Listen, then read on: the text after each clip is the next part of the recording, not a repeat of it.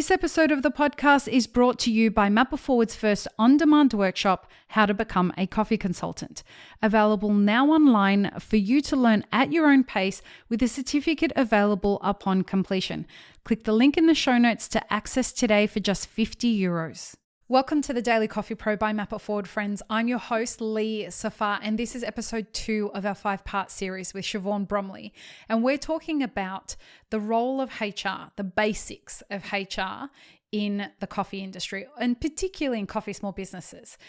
In the last episode, we defined what coffee is. No, we didn't define what coffee is. We defined what HR is. The story of my life, I'm trying to fucking define what coffee is. But in this episode, we're going to talk about culture in the workplace.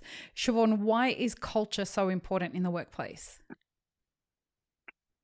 Look, I think you often hear it talked about, and there's many definitions of what is workplace culture and why is it important. And you know, I was reflecting on the experience of culture in my various roles, both in a corporate sense, even back into hospitality and earlier casual jobs. And the best times I've had has been when I've been part of a team and we're achieving something together. Yeah. And I think that's, you know, really reflective of culture can be this big, you know, even in a corporate world, it's on a page and we've got a strategy and a roadmap. And, you know, to me, culture is everything, you know, about the workplace experience. So from when you walk in the door, you know, even back to when you've applied for the role, at the end of the day, you know, the more technical definition is, you know, a set of common beliefs and assumptions, but it's very much that, and it's often unspoken.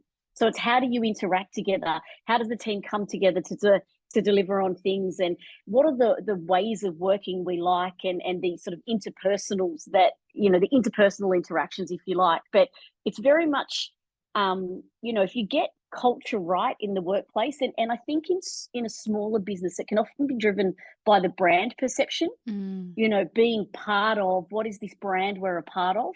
And I think too, it comes back to sort of the owner's vision, but it can very much influence how employees act, think, and experience life at work. Right.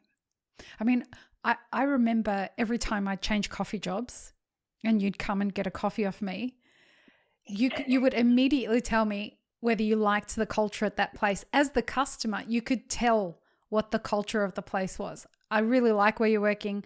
I don't like the vibe there. And as a customer, you could pick that up instantly in every cafe that I worked at, right? Absolutely. And I think, you know, in this industry, the customers are a part of the business. We're not, I mean, there's a few people that might get Uber Eats coffee delivered. I'm guilty of that. A few late nights at work. But, you know, 95% of your business, the customer is in the store, is interacting with your staff. If you've not got a culture which, you know, is leading to positive employee engagement and happy employees that are satisfied and, you know, have a good morale, you know, they're not going to have a great experience. And that's important. It's important for your staff, you know, to come back to that concept of attrition and how do you retain and motivate your people? You want them to be part of something. And it's important for the customer experience. I mean, particularly coffee.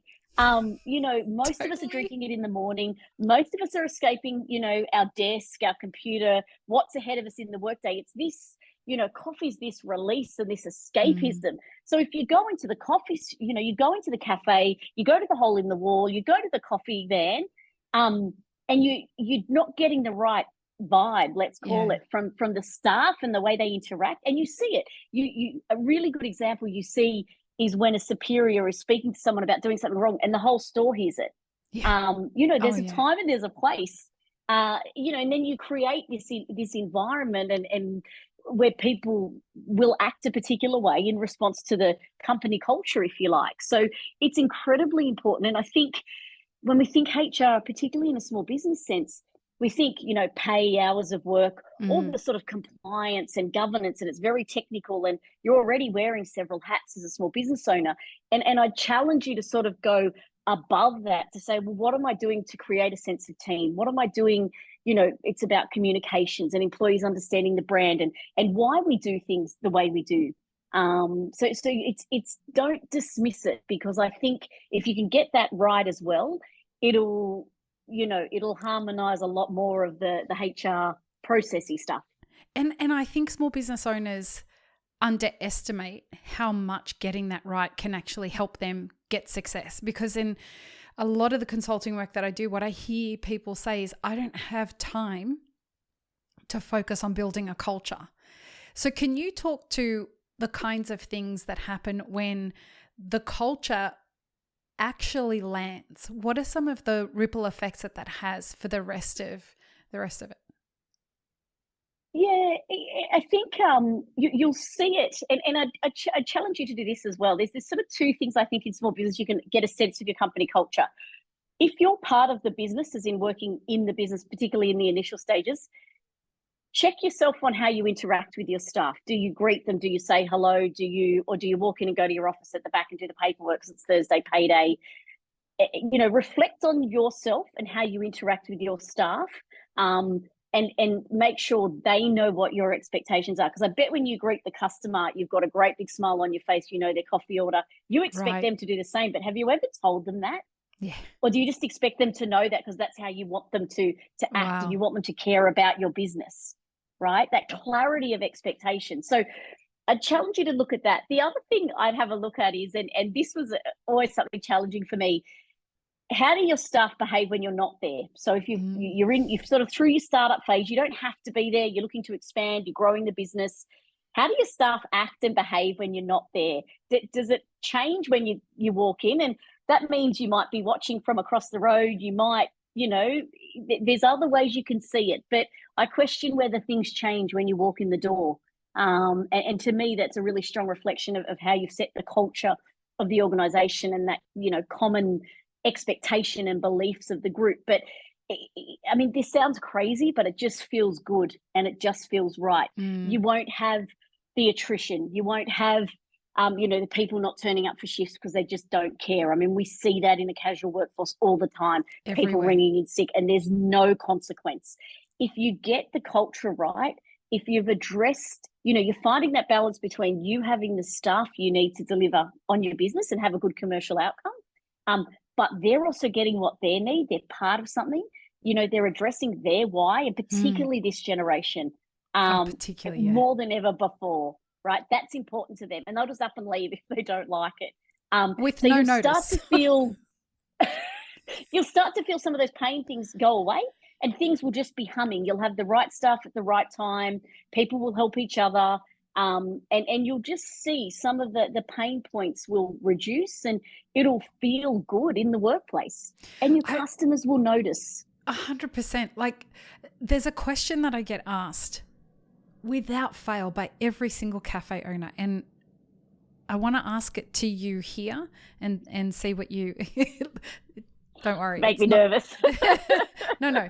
Question without notice. I've never met a cafe owner that didn't have this same problem. Lee, how do I approach staff that are chronically late? In your mind, does culture fix that? It does. I think if you have a culture where your teams feel empowered and valued and they're happy, you will find they're not, they're not as late in a way because they care about why they're coming to work. They know they've got to be there at 7 a.m. because our rush hits, from sort of 7:45 if we're in the CBD. So they care about the success of the business. It's not just a job to them.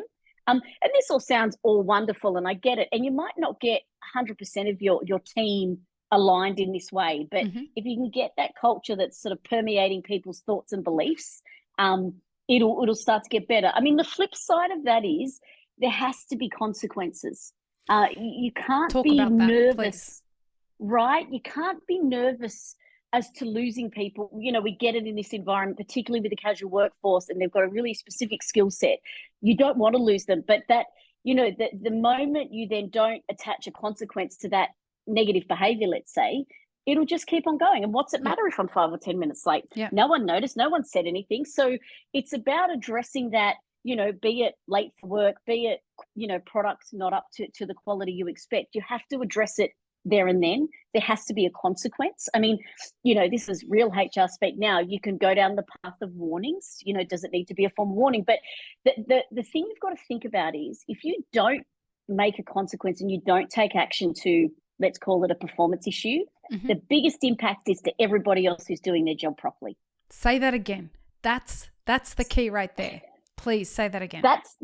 This is why you have to deal with these things and nip it in the bud in a way, because if you don't address, let's call it poor performance, okay, the biggest impact is to the other 90% of your team who are doing the right thing all the time. And it's like, well, we just don't care. You're allowed to be late. That's not what you want to be known for. That's not your brand. That's not your vision. That's not why you started and not why you're here listening to us. And that's what undermines your authority as an owner and a leader and an industry, whatever.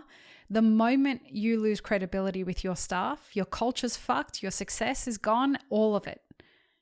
You've got to, I didn't say it as eloquently as Shivaun would say it, obviously, but we're using cafe speak now. Sorry. But it's one of those things that every time a cafe owner says to me, but I don't have the effort or the time or the money to invest in culture, my response is, if you don't do those things, you are constantly cutting yourself off at the knees as you go towards any kind of success. So thanks for validating that. Go on. So as you talk about that and that feedback, don't overthink it. Like, you don't have to have a whole culture program like the corporates do. Don't get me wrong. There's plenty of consultants, in a big business you pay to come in and do a leadership assessment. And it's fantastic, and you need it because it's scalable for a big organization. Don't overthink it and don't overcapitalize on it. Just some of those things, like I said, think about your interaction with staff when you walk into your shop, and think about the expectations you're setting and the behaviors that you're allowing.